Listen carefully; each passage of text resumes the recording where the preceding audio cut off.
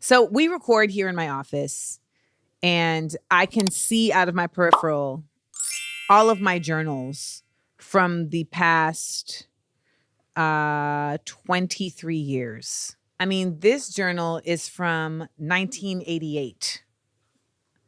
So let's just see how long I've been too much.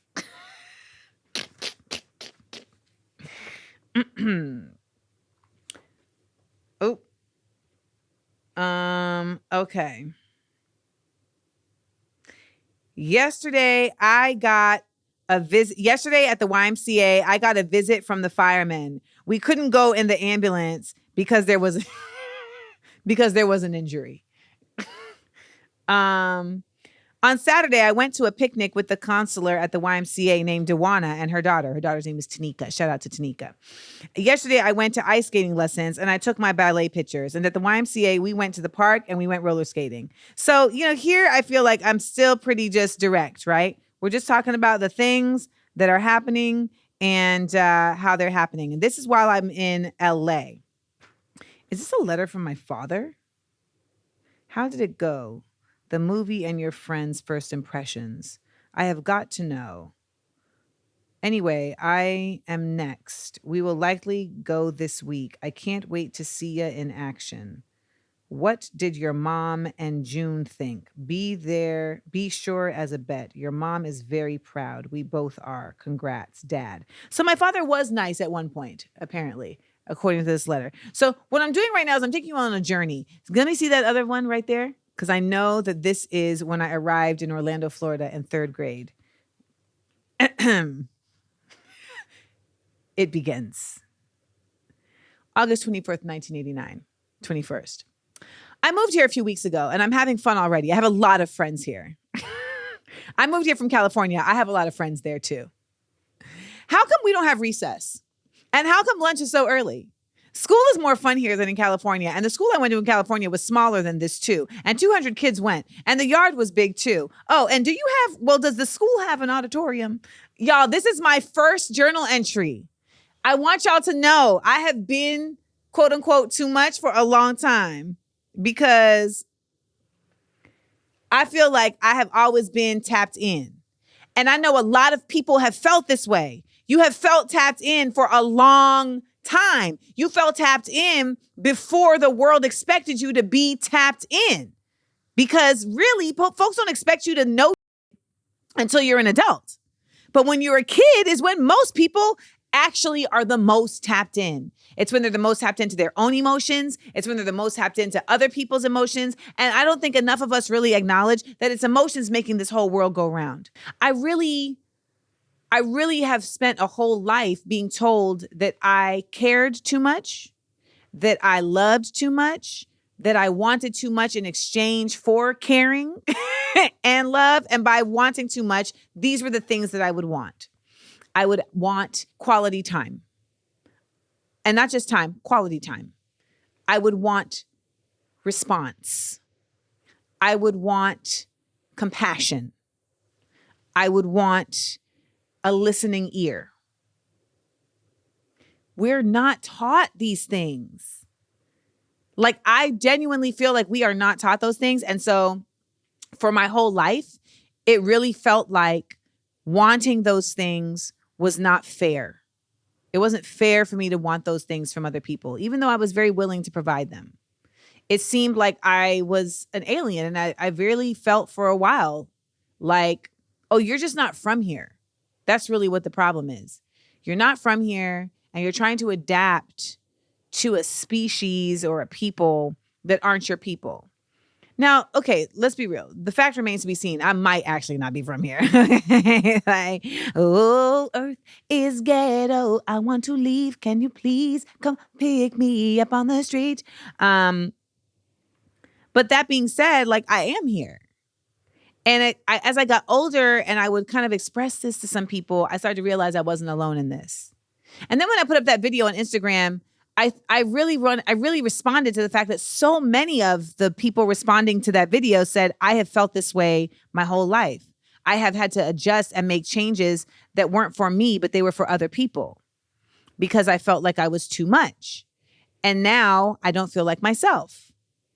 I'm somebody who is now going through a transformative process where I'm starting to feel more like myself than I ever have in my life.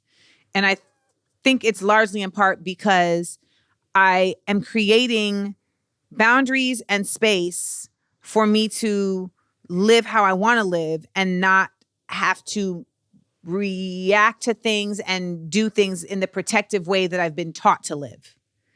And I taught myself to live like that because I didn't want to push people away by being too much. I didn't want people to feel like I wasn't worth their friendship by being too much. I didn't want people to judge me by being too much. And so I made adjustments. And those adjustments were to my detriment because I wasn't getting fed the way that I really needed to be, right? And it feels like these are sacrifices that we make just to be a part of civilization or society, but it starts to hurt you as you get older because it feels like you are not getting those nutrients that you needed. Remember how I said earlier in the show, like there's people that can't break down the love or the nutrients that you've given them? Well, it also works in the reverse where it's like, yeah, I can break them down and I'm not getting enough of it. And so you have to be honest with yourself about, well, what do you actually need? Not what you think you need, not what society tells you you should need, but what do you actually need? And then you ask yourself, why do I need that? That's how you start really getting to the groundwork, okay? Ari Lennox recently did an interview where she said that in her sobriety, she feels like she needs so much outside validation. She just needs constant outside validation. And I get that because you're doing something that feels literally wrong because your body is adjusting to an addiction. So your body chemically is like, this is wrong, this is wrong, this is wrong, this is wrong. So you need the outside to be louder than what's going on inside. I get that. I totally get that. Hopefully, though, she will get the support she needs so that she can now start changing the voices that are happening within her body and within her mind so that those voices can always be louder than whatever is coming inside from outside, whether it's good or bad. I don't feel like that's an extreme. I think even if you haven't had an addiction, you have voices inside of you that oftentimes were trained and tuned by the things happening outside of you. And you start trying to not only deal with how do I not push away people outside, but how do I also not feel like this inside? So much of this is really tough to like weed through because I feel like a lot of us are just trying to make it. You know what I mean? Like you're just trying to make it. You're trying to make this dollar out of 15 cents. You're trying to make this relationship work that just seems like it's not, you know, you're trying to get along with your parents, your family, etc. And so we don't get a lot of time to try and get along with ourselves. And so we make these adjustments.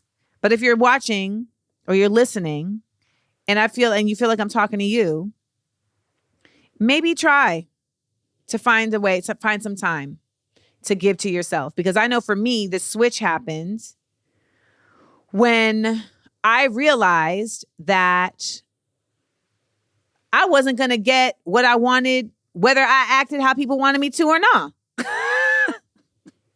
Because that wasn't the issue. The issue wasn't about how I needed to behave with these people. The issue was about being able to identify who are your people, right? And you're never going to be able to do that if you can't live your true self and be too much. Because you're not too much. Some people are just not enough. But you know what we're not done with? The questions. Because we got to go to the Amandaverse. So if you want to get in on it, because I really feel like I'm in my bag today, go on over to Patreon, Amanda Seales, or you can also get there by going to theamandaverse.com. They don't like respond to things. And you wonder, like, where did that come from? Was that developed or was that because you didn't get that when you were a baby? So you don't even have that.